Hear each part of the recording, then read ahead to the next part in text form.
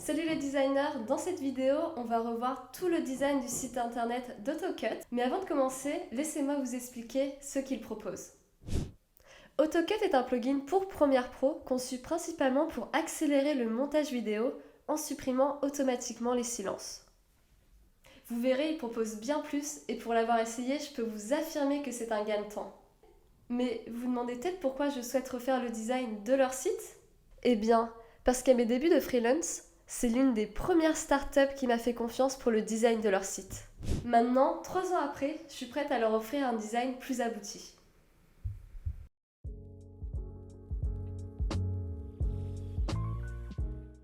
Actuellement, le site ressemble à ça. La première chose que je remarque, c'est qu'il y a beaucoup de texte. Je vais donc proposer un site plus aéré et réorganiser certaines sections. Pour la typographie, je pense la conserver telle quelle, car elle est idéale pour assurer une lecture fluide et agréable. Au niveau du style d'icône, je vais partir sur quelque chose de totalement différent. Pour les couleurs, on va garder leur orange présent dans leur logo, car c'est leur couleur emblématique, il serait insensé de la changer. Mais pour le fond, j'aimerais partir sur un thème sombre.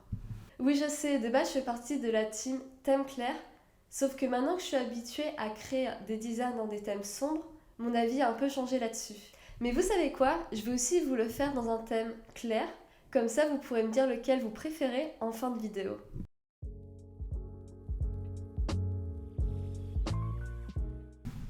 Première chose à faire, décortiquer le site pour identifier les éléments essentiels à conserver sur la page d'accueil. Je pense ajouter une section sur les problèmes rencontrés pour mieux engager les utilisateurs, mais je ne suis pas sûre de la garder. En tout, il y a 9 sections à créer, donc autant dire que je ne vais pas chômer. Maintenant que j'ai défini les sections nécessaires, je me rends sur des sites d'inspiration comme Dribbble. Et je sélectionne les images qui m'inspirent. Je rassemble tout sur Figma pour avoir une vision globale du moodboard. Il en ressort principalement des couleurs sombres avec une touche d'orange pour plus de peps, une typographie sans sérif et des icônes en gras, car je trouve que ce style s'accorde mieux avec leur logo, conçu avec des formes pleines. J'aimerais leur créer un site moderne, épuré et légèrement futuriste, car pour un produit aussi innovant, ce serait parfaitement adapté. J'ai également récupéré des idées de mise en page pour chaque section tirées de sites futuristes que j'avais présentés dans une précédente vidéo. Si ça vous intéresse, le lien est en description. Le but ici est d'avoir une base de mise en page que l'on pourra adapter si nécessaire.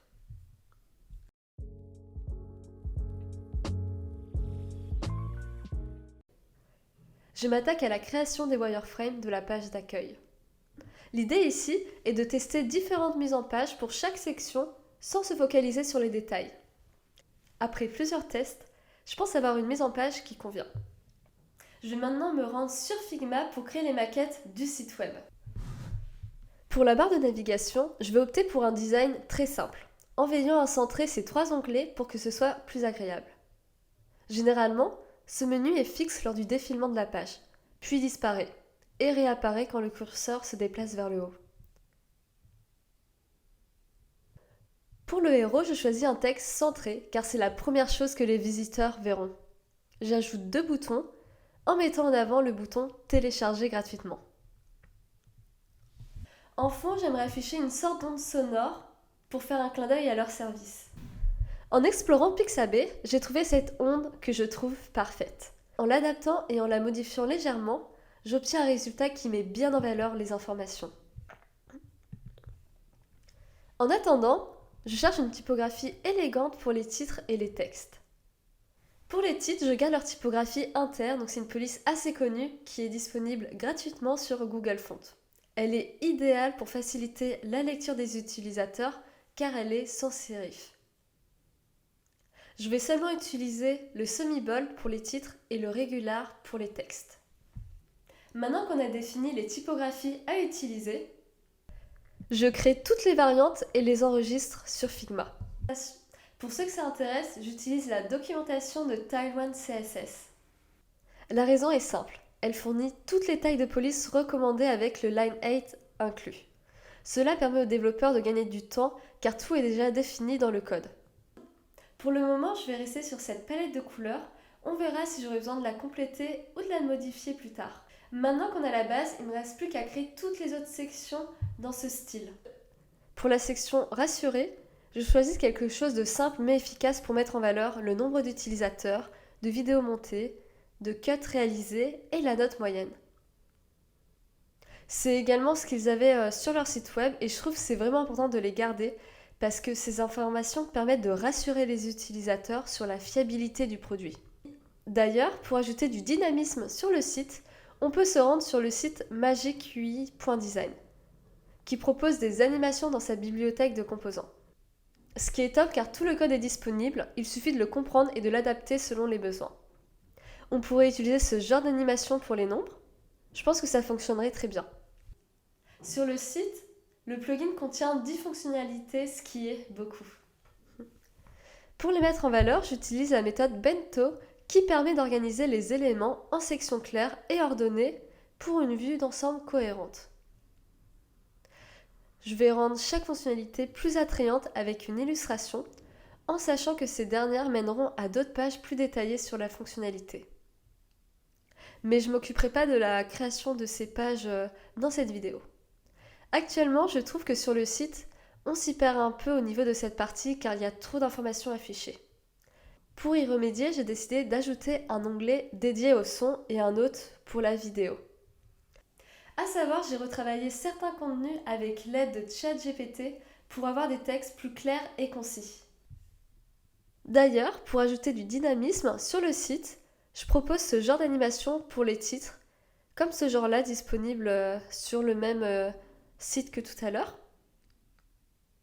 Les témoignages sont présentés de cette manière sur leur site. J'aimerais les réduire pour économiser de l'espace et en afficher davantage.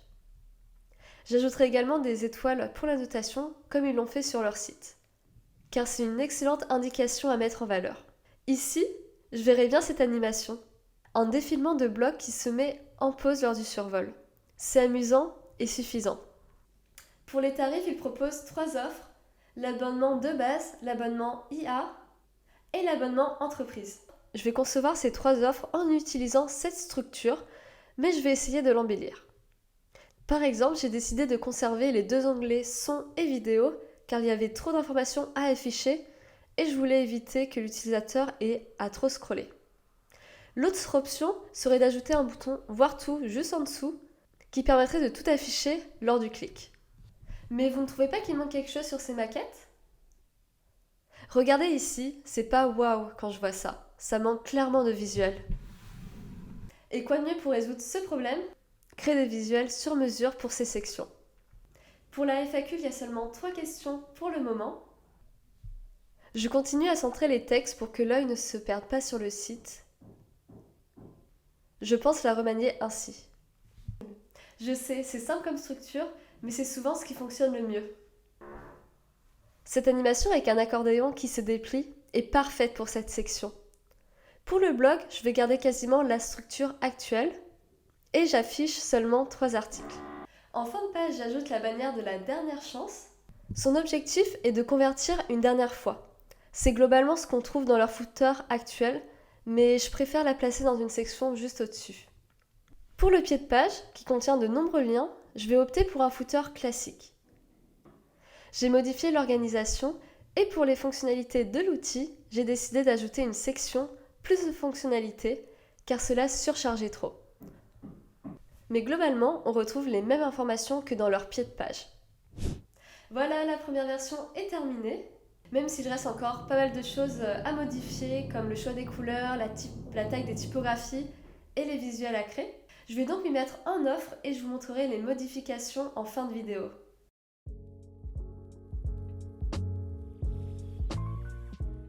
Nous sommes un mois plus tard car je n'ai pas eu le temps de terminer les maquettes. Maintenant, la maquette du thème sombre et son responsive est terminée.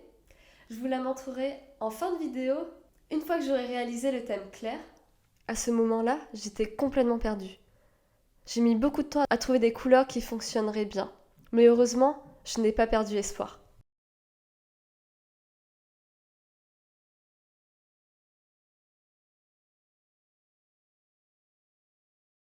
Je suis trop contente du résultat, c'est exactement ce que j'imaginais. J'espère que ça vous plaira et que ça plaira également à Adrien.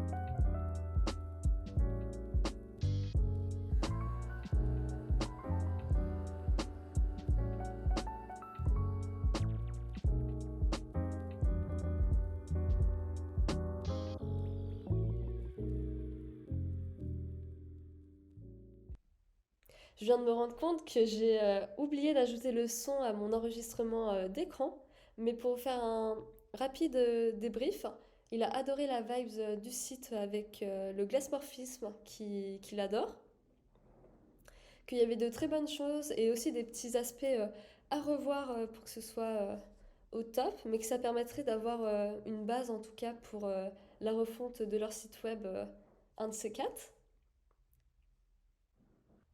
Il a beaucoup aimé les petites sortes de lumière en haut, pareil au niveau du pricing avec cet effet d'illustration derrière qui ajoute de la profondeur. Il a vraiment bien accroché avec ça. Et voilà, donc globalement il est très satisfait. Et vous, vous êtes plutôt thème clair ou thème sombre? Un grand merci à Adrien d'avoir participé à cette vidéo. N'hésitez pas à tester le plugin si vous faites des montages vidéo. Je vous mets le lien en commentaire. D'ailleurs, je partage également de nombreux conseils et astuces sur LinkedIn, donc n'hésitez pas à me suivre là-bas. Sur ce, à la prochaine!